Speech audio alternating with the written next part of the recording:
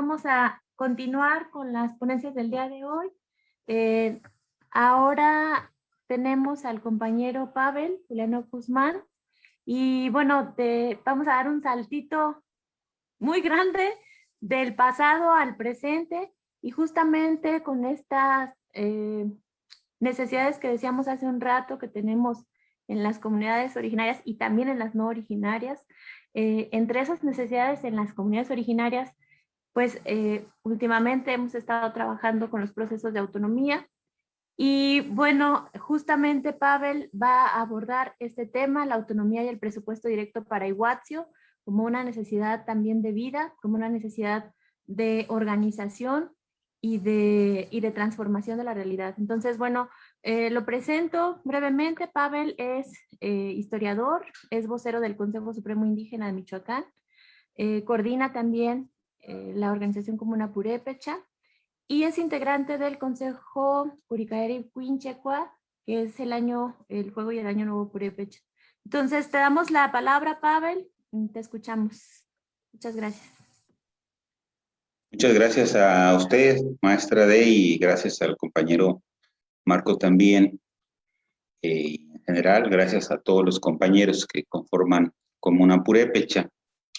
Bueno, escuchando un poquito las ponencias del compañero, y creo que esto es algo que une todas las sesiones que hemos tenido, es que, por supuesto, los pueblos indígenas contemporáneos son producto dialéctico de diversos pueblos que antecedieron.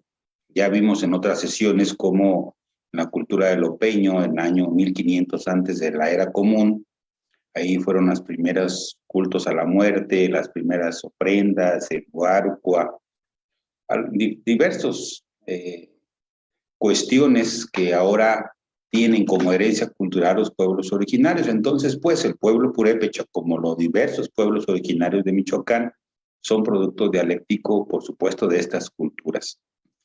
Bueno, efectivamente, una de las características de este diplomado es que hemos querido hacer enlaces entre el pasado y el presente, hacer puentes. La historia, ¿para qué? Este debate muy antiguo que se ha dado mucho en la academia, ¿para qué queremos la historia?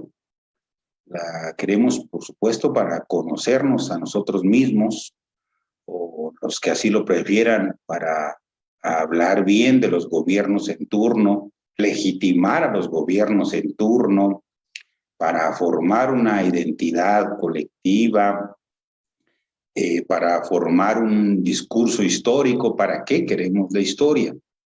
Y hay quienes pensamos que la historia debe ser una herramienta que sirva a las comunidades. Análisis del pasado, crítica del presente y propuesta de futuro, decía el maestro Joseph Fontana. Y pues para eso, en esta idea es que está marcada esta dinámica que hemos realizado. Preparé una presentación y pues voy a platicarles acerca de la autonomía y el presupuesto directo para Iguazio. ¿Me confirman, por favor, si ya se puede observar la pantalla? Ya se observa. Ok, bueno. Entonces, la idea es platicarles sobre esto que está pasando en las comunidades purépecha y comunidades originarias de Michoacán que se encuentran en diversos procesos de libre autodeterminación, y como expresión concreta de ella, pues la exigencia del presupuesto directo. Yo quiero platicarles de manera muy rápida, muy concreta, 6 ideas. Primero, platicarles pues que existen diferentes autonomías, no es una autonomía, esto no es una receta y depende del contexto histórico concreto de cada pueblo o comunidad. Segundo, pues que es un derecho colectivo, Esto tampoco es algo radical ni fuera de la ley, es un derecho que se encuentra en la Constitución, en los tratados internacionales y en muchos cuerpos jurídicos. También que esto forma parte de la historia del pueblo purépecha. Otro cuarto elemento que quiero desarrollar es que es una herramienta comunal, y también que es una forma de organización propia o que retoma elementos históricos o elementos del pasado prehispánico purépecha. Y finalmente me gustaría comentarles o exponerles cuánto le corresponde, conforme a su número de habitantes, el presupuesto a la comunidad de Iguazio. Bien, pues primero comentar que históricamente hay diferentes formas de autonomía, y solamente voy a mencionar 5, voy a ejemplificar 5. Por supuesto, ustedes saben que antes de la invasión española estaba el señorío purépecha. Era un estado tricéntrico, es decir, tenía 3 centros: Pátzcuaro, Chinzunzán e Iguazio, lo que se le denomina la Erechecua, y tenían su propio sistema de gobierno, que era encabezado por el Cazón Cihuirecha, y había también incluso diversos consejos, y tenían su propia forma de organización militar, su propio sistema político, su propio sistema de justicia. Tenía, por supuesto, su propio territorio, y ellos de forma autónoma se gobernaban a sí mismos. Esto fue un pueblo, el pueblo purépecha es un pueblo guerrero por excelencia. Desde su regreso o arribo en el siglo XII, pues estuvo en constante alianzas y conflictos con los señoríos que ya estaban establecidos. Baste recordar el caso de Naranja, el caso de Comanja, el caso de Jarácuaro. Es decir, siempre estaba en con estas tácticas de alianza o de guerra. Entonces, en este pasado prehispánico tenían su propia autonomía. Después, durante los primeros años de la colonia, estuvieron en la República de Indios, también tenían cierta autonomía. Incluso ahí donde viene a institucionalizarse la ronda comunal, ahí se tiene un reconocimiento por parte de la corona española, y pues ellos también tenían su propio gobierno, también tenían su propio sistema de seguridad, su propio sistema de justicia, su propia delimitación política, sus propios territorios, también tenían autonomía. Entonces, estos son algunos ejemplos. Otro, por supuesto, que es también conocido, es el de los compañeros de la comuna de Morelos, esta autonomía que encabezó Emiliano Zapata en el estado de Morelos, y que consideramos es una de las que han tenido más impacto a través de la historia por todas las cosas que pudieron hacer. Recordemos que esto se hizo en el contexto de la Revolución Mexicana y que ellos se levantaron en armas. Y esta autonomía que tuvieron, pues era una autonomía donde imponían autoridades locales hasta estatales. También imponían préstamos forzosos a la burguesía. Le quitaron las tierras a las grandes haciendas y las repartieron, controlaron todo el sistema de producción de las haciendas, y pues en general tomaban sus decisiones en base a asambleas generales, y es una de las grandes autonomías que se ha logrado históricas del pueblo de México. Por supuesto, otra autonomía que también es muy conocida es el de los compañeros de los caracoles zapatistas, que también obedece a su contexto histórico determinado. Y ellos pues tienen una autonomía donde no tienen ninguna relación con el Estado. Ellos tienen su propio sistema de educación, su propio sistema también de seguridad, su propio sistema de salud, y ellos lo hacen a través principalmente de cooperativas, de cooperativas comunales. Y entonces recordemos también que esto obedece a que ellos se levantaron en armas en el 94. Entonces es conforme a su contexto. Y ya finalmente, otro ejemplo es el de la autonomía purépecha, que, insisto, corresponde con el contexto, con el entorno, con las características del pueblo purépecha concretas. Esto tiene sus raíces, nosotros sostenemos, en los acuerdos de San Andrés. Ahorita adelante vamos a ver exactamente dónde viene establecido. Desde el 96 viene esta aspiración de los pueblos originarios y en Michoacán empezó a concretarse en el 2004 con el primer consejo de gobierno comunal que hubo, que fue con los compañeros de Nurío. También tuvieron su primera ronda comunal. Y pues esta autonomía purépecha se traduce o se concretiza en el presupuesto directo, en exigirle vía movilización social o vía jurídica a los ayuntamientos la parte proporcional que le corresponde conforme su número de habitantes. Entonces, como vemos o como observamos, pues hay diferentes y múltiples ejemplos de autonomía histórica y contemporánea, y pues esto no es una receta o no es algo que se pueda aplicar de forma uniforme, sino que obedece a la situación que tiene cada comunidad. Bueno, nosotros también pensamos que esto no es algo que sea radical, ni es algo revolucionario, ni es algo que esté fuera de la ley. Esto es un derecho colectivo, bien establecido en más de 5 cuerpos jurídicos. El más conocido, por supuesto, es la Constitución Política de los Estados Unidos Mexicanos, y ahí el artículo 2 establece muy concreto, y cito: las autoridades municipales determinarán equitativamente las asignaciones presupuestales que las comunidades administrarán directamente para fines específicos. Por eso fue que se le denominó presupuesto directo, para que los presidentes municipales entendieran y para ejemplificarles que así venía en la Constitución. Bueno, más sin embargo, el antecedente o la raíz de esta exigencia de la entrega del presupuesto directo se encuentra en los acuerdos de San Andrés, desde 1996. Ahí viene ya muy claro esta aspiración que quieren no solamente el pueblo purépecha, sino muchas comunidades. Por supuesto, estamos hablando del año de 1996.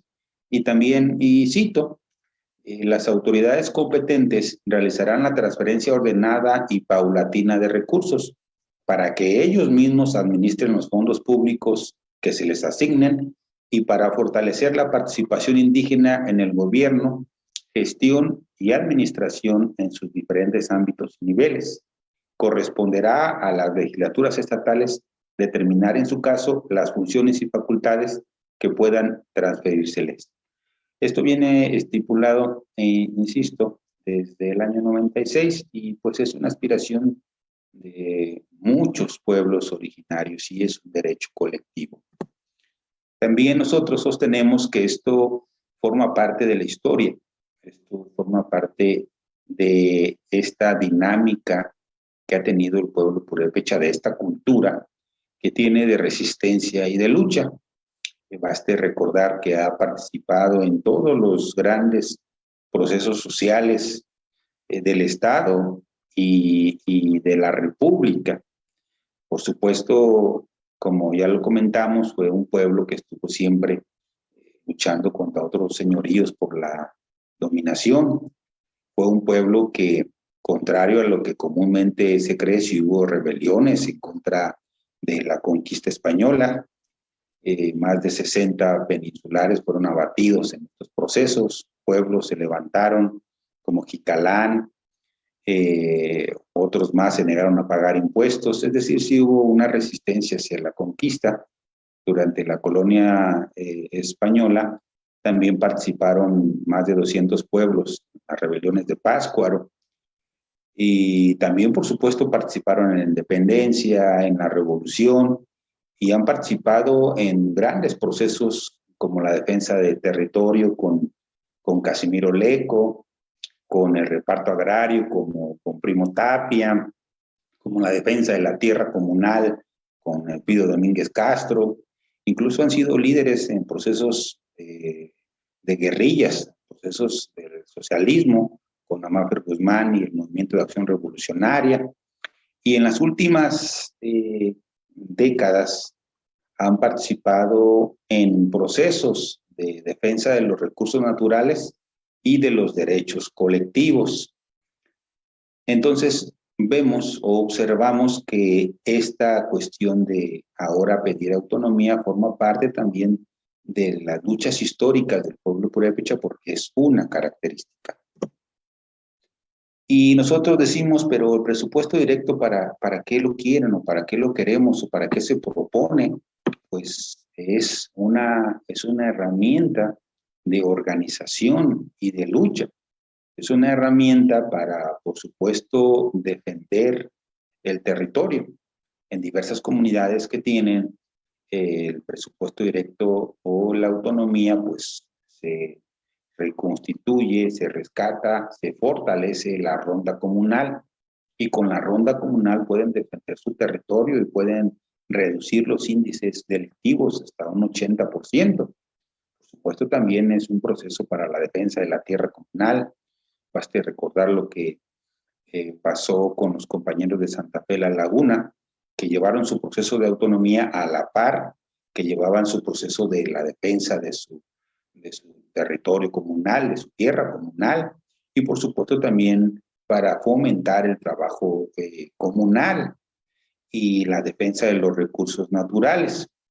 Se podría decir que se busca fortalecer el poder comunal, que es la toma de decisiones a través de las asambleas generales, que es la consulta a barrio por barrio, manzana por manzana, cuartel por cuartel, para determinar un plan de desarrollo comunal, que es la revocación de mandato. Cuando la asamblea así lo decide, puede quitar los concejales. En todos los consejos, hay actualmente más de 15 consejos de gobierno comunal, en todos, en cada uno de ellos ha habido revocación de mandato. Han quitado a 1 o a 2 concejales. Y también, por supuesto, pues es una herramienta para este proceso histórico que ha tenido el pueblo purépecha de resistencia y lucha permanente, donde han utilizado a la historia, al arte, al idioma como una arma. La historia, por supuesto, para legitimar sus luchas, el arte para denunciar. Recuerden los murales que hay en Santa Fe de la Laguna, en Río, en Cherán, en Aratepacua. El arte es una forma de denuncia. Y el idioma también, el rescate del idioma materno, y también lo utilizan mucho a la hora de tomar decisiones que no quieren que se enteren los extraños o el gobierno en turno. Entonces, el presupuesto es entonces una herramienta para la organización y una herramienta de lucha. Y también es una forma de organización propia. Nosotros preguntábamos hace ya mucho tiempo, cuando empezaba el Consejo Comunal de Nudío, le preguntábamos, por ejemplo, al maestro Manuel Torres.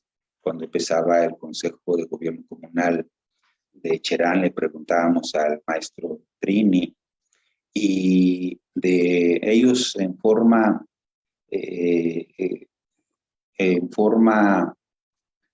simultánea coincidían en que esto es, pues, regresar a lo que hacían los antepasados, que esto no es algo nuevo, sino que esto es algo que ya estaba presente en las comunidades, y hacían un poquito de historia. Ellos y por supuesto otros compañeros nos decían que había un consejo, y esto también viene en la relación de Michoacán. Ahí viene establecido que para elegir a un gobernante, a un Cazón Huirecha, pues se formaba un consejo un consejo de notables donde estaban los capitanes generales, los grandes guerreros, los gobernantes, los venerables ancianos, las personas que consideraban principales. Y este consejo es quien elegía al Cazonsi, y no siempre era un descendiente primogénito del gobernante, porque tenía que tener una serie de características, como pues tributar a Coricahueri, también no tenía que ingerir bebidas alcohólicas, y tenía que ser sereno. Tenía varias características que se pedía para poder ser gobernante. Entonces, este consejo es el que decidía. Y también había un consejo de gobierno. Recuerden que había 3 ciudades-estado, Pátzcuaro, Iguacho y Tzintzuntzan, y pues eventualmente se reunían para tomar decisiones. También había un consejo de guerra. Una relación de Michoacán establece cómo los capitanes generales, así lo denomina, se reunían para decidir las tácticas de defensa o de combate, incluso también para la organización del ejército. Y también había un consejo de educación. Recuerdo ahorita un consejo, por ejemplo, de tres venerables ancianos que eran los que decidían la educación del gobernante, en este caso de Tariacuri, y también qué es lo que se le debía de enseñar a los guerreros en las diversas escuelas que había. También otro antecedente que hay, al menos así lo pensamos nosotros, es el Consejo de Coricahuari-Cuinchecua. Es uno de los primeros consejos que, al menos teóricamente, empezó a decir desde hace más de 20 años que era posible trabajar sin los partidos políticos, sin el gobierno y sin la religión católica. Estos son 3 ejes de sus principios de este Consejo Coricahuari-Cuinchecua. Y por supuesto recordemos también que hay el Congreso Nacional Indígena se retomó, y que también hay un consejo. Entonces, vemos que esto forma parte de nuestros antepasados. Y por supuesto, un ejemplo histórico es el consejo que hubo en Teotihuacán, alrededor del año 600 de la era común, donde nos dice la doctora Linda Manzanilla que había un consejo que regía esta gran ciudad-estado. Estaba conformado por 4 principales, uno de cada barrio. Entonces, hay ejemplos históricos concretos de estos consejos.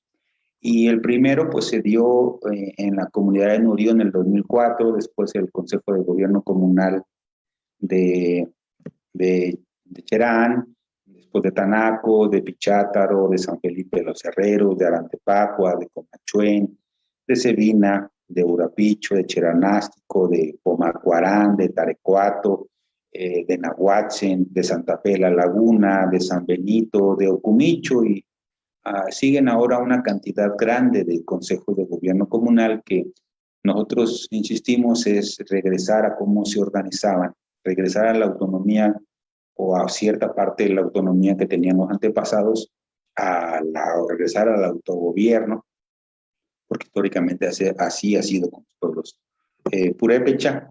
Y entonces ya vamos entrando a más concreto al presupuesto directo de la comunidad de Iguache. Ahí vemos, por ejemplo, esta exigencia del presupuesto directo se hace conforme a su número de habitantes. No es un capricho que se pueda decir yo quiero tanto porcentaje de presupuesto, sino que se define conforme al número de habitantes. También cabe mencionar que no se le quita nada a otras comunidades o a las propias cabeceras. Es decir, se distribuye conforme el número de habitantes. Y para esto la población del municipio de Tzintzuntzan, según el censo del año pasado del INEGI, hay 14,911 habitantes. Esto quiere decir que ya en forma más concreta, Iguacho tiene 3.950 habitantes. Esto es el 26.49% del porcentaje total del municipio. En otras palabras, Iguacho representa el 26.50, casi 50% de toda la población, y es lo que legalmente le corresponde de presupuesto, este porcentaje. Estábamos revisando también de otras poblaciones por ahí cercanas, cuánta población tenían, y por ejemplo vemos que Tzintzuntzan, según este mismo censo, tiene 3.830 habitantes, es decir, tiene menos población. Tzintzuntzan que Iguacho. Iguacho tiene más población, y la otra más grande es Cucuchucho con 1.595 habitantes. Entonces, este porcentaje es el que le corresponde a la comunidad de Iguacho y es a la que tiene derecho. ¿Y esto cómo se entendería? Pues principalmente los ayuntamientos reciben 4 fondos. El Fondo de Aportaciones Estatales para la Infraestructura de los Servicios Públicos Municipales, se le denomina AIESPUM. Todo esto viene, por supuesto, en el Diario Oficial del Estado. Estos presupuestos son del presente año. Se publican a finales del año y a principios también. A finales y a principios del año se publican cuánto va a recibir los ayuntamientos. Entonces, en este primer fondo, Tzintzuntzan está recibiendo casi 5 millones, 4.972.000, y a Iguacho le correspondería en este porcentaje 1.317.000. Luego también está el Fondo de Aportaciones para el Fortalecimiento de los Municipios y de las Demarcaciones Territoriales del Distrito Federal, el que le denominan Fortamun, y a Tzintzuntzan le tocan poco más de 9 millones, 9.892.000, lo estoy diciendo en cifras redondas, y a Iguacho le correspondería, también por este porcentaje, 2.620.000.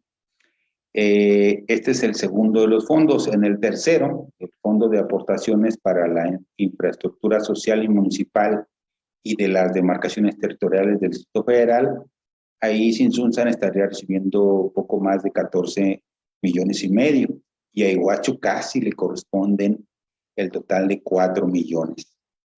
Y por último, en el Fondo de Participaciones en Ingresos Federales y Estatales, correspondiente a los municipios, este es el fondo más grande y es el que casi nunca quieren soltar los ayuntamientos, porque de ahí se pagan los salarios, las nóminas. Es el fondo más grueso. Son un poco más de 26 millones que le corresponden a Tzintzuntzan, y a Iguacho un poquito más de 7 millones. En total, a la comunidad de Iguacho, por el presupuesto directo, le correspondería por año 14.909.000 pesos. Es decir, casi 15 millones le estarían correspondiendo a la comunidad de Iguacho anualmente. Nosotros pensamos entonces que esta cuestión del presupuesto directo, pues lo primero que tiene que tener la comunidad es la información de qué es el presupuesto directo, de la información que es un derecho colectivo, la información de cuánto presupuesto corresponde, para que pues ellos decidan, o ellos analicen, piensen, platiquen, debatan si es conveniente o no para la comunidad. Y por supuesto, el segundo paso es la organización. Nosotros pensamos que este es el corazón y el alma de la cultura del pueblo purépecha. La organización es la herramienta central que va a permitir enfrentar cualquier problema que se presente en las comunidades. No es la parte jurídica, no es la parte económica ni política, sino es la parte de organización lo que va a permitir que se vayan destrabando los problemas que se van presentando. Y por último, quisiera leer una cita de, Tata Juan Chávez, que él decía o tenía muy claro la cuestión de autonomía. Y cito, el camino a seguir es la autonomía en los hechos, un camino a partir del derecho histórico de los pueblos indígenas. No hay que pedirle permiso al gobierno, hay que ir construyendo las condiciones para que haya autonomía real. Hay que hacer mucho trabajo de base, trabajar mucho para que se den las condiciones y la determinación de la autonomía surja de las bases del pueblo. Pues con esto estaría terminando mi presentación, esta primera participación, y quedo atento a sus preguntas y comentarios. Gracias. Muchas gracias, Pavel. Pues me parece muy importante que se vuelva a recordar en este momento, a través de tus palabras, justamente la necesidad de defender todos los territorios de la vida, de todas las vidas del planeta, y bueno, específicamente del pueblo purépecha, con estos procesos de autonomía que se han estado justo generando desde hace ya varios años.